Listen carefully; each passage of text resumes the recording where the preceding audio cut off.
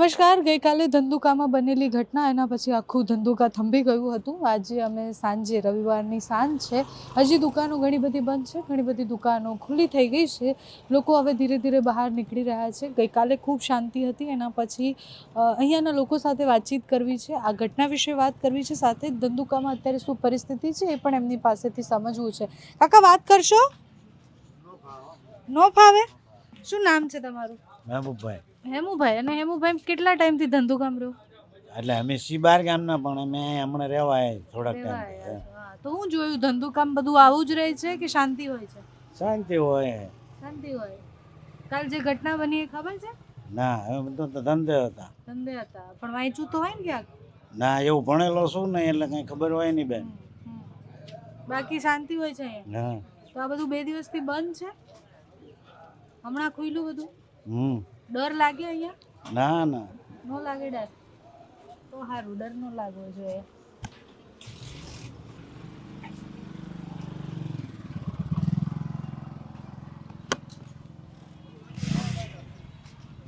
વાત કરશો?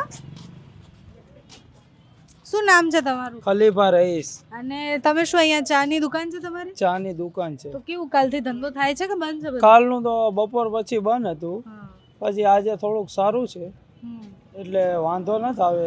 પોલીસ વાળાનો સહકાર સારો છે. આજે ખોલી દુકાન? આજ ખોલી છે, બંધ બાયણે ધીમે ધીમે ધંધો ચાલે છે. કાલથી કેવી શાંતિ છે કે ધીરે ધીરે હવે બધું? ધીરે ધીરે રાગે પડ્યું છે, પોલીસ છે એટલે કાફલો છે સારો, એટલે વાંધો નથી. અહીંયા આવી ઘટનાઓ બનતી રહે છે કે શાંતિ હોય છે? શાંતિ જ હોય છે, પણ અમુક એવા તત્વો હામા હામી આવે એટલે ઝઘડો થઈ જાય છે, બાકી કઈ હોતું નથી. હિન્દુ મુસલમાનની એકતા સારી છે. સારી છે ગામમાં? સારી છે. બધા વેપારીઓને અમુક લુખ્ખા તત્વો આવે એટલે એવું થઈ જાય છે. તો તમારી દુકાન છે, તમને બીક લાગે? કાલ તો બહુ બધી દુકાનો કાલ તો બીક લાગતી હતી, હળગાવી નાખે કે એવું બધું ભંગ હતું.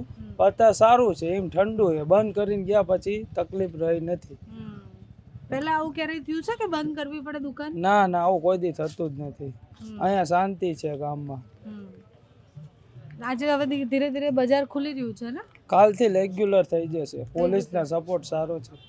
એ ગામના લોકોને, વેપારીઓને બીક લાગે આવી ઘટનાઓ બને તો? બીક તો ના લાગે, પણ બધા બંધ રાખી દે સ્વચ્છાઈથી, પછી રેગ્યુલર ચાલુ થઈ જાય 1-2 દીમાં.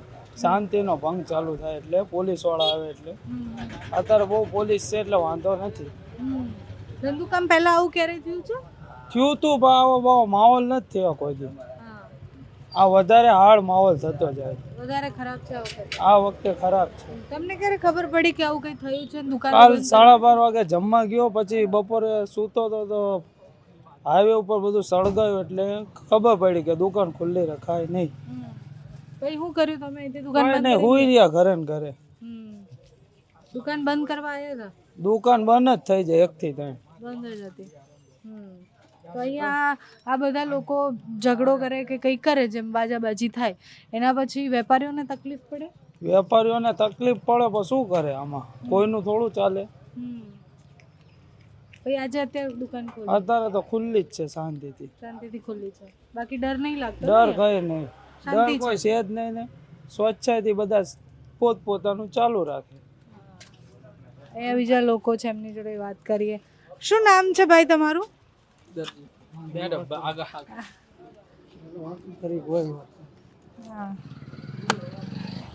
કાકા, વાત કરશો 2 મિનિટ? શું નામ છે તમારું?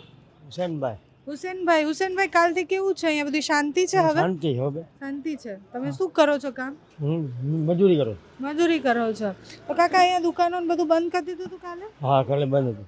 તમને ખબર છે હું થયું તું ઘટના કઈ? ના, એ કાંઈ હું જાણતો નથી બેન. હું કામે ગયો હતો. હું રાણપુર રોડે કામે જાઉં. મોટું જાઉં. તો અહીંયા બધું બંધ કેમ કર્યું છે બધું? તો આ બધું બનાવ બન્યો એટલે. શું બનાવ બન્યો? એ તો આપણે ખ્યાલ નથી બેન.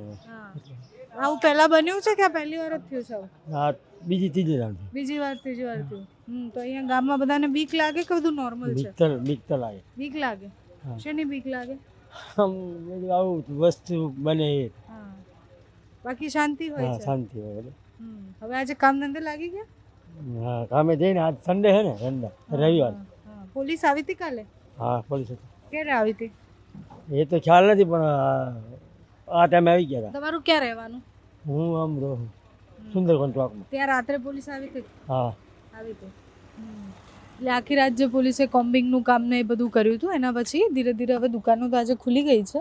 લોકો બોલતા બીવાય છે કારણ કે બહુ બધા લોકોને એવું લાગે છે કે કંઈક બોલશે અને પછી કંઈક થશે, એટલે સ્વાભાવિક રીતના ડરનો માહોલ હોય. કાલે આટલી મોટી ઘટના બની હોય એના પછી બહુ બધા વેપારીઓને પણ તકલીફ પડી હોય. દરેક ચોકે એક પોલીસ મૂકી દેવામાં આવ્યા છે અને લોકો સ્વૈચ્છિક રીતના એટલે બંધ રાખી રહ્યા છે કે કોઈ વધારે નુકસાન ના થાય ને વધારે કશું ભડકે નહીં. કાલે પણ એ જ પ્રયત્ન થયા સૌથી પહેલાં કે વધારે કશું જ ન ભડકે એના પ્રયત્ન કરી અને દુકાનો બંધ કરાવી દેવામાં આવી. વેપારીઓ અને મુસ્લિમ સમાજના જેટલા પણ લોકો અહીં આસપાસ રહે છે એ બધાને પણ શાંતિ રાખવાની અપીલ કરવામાં આવી અને કહેવામાં આવ્યું કે તમે અત્યારે બહાર નીકળીને કંઈ જ ઉગ્ર ન કરતા, નહીં તો વધારે ઘટના વણસી પણ શકતી હતી. પોલીસની કામગીરીને એના પછી હવે ધીરે ધીરે આ બજાર જે તમને બંધ દેખાય છે એ ધીરે ધીરે એક બે દુકાન હવે ખુલી રહી છે.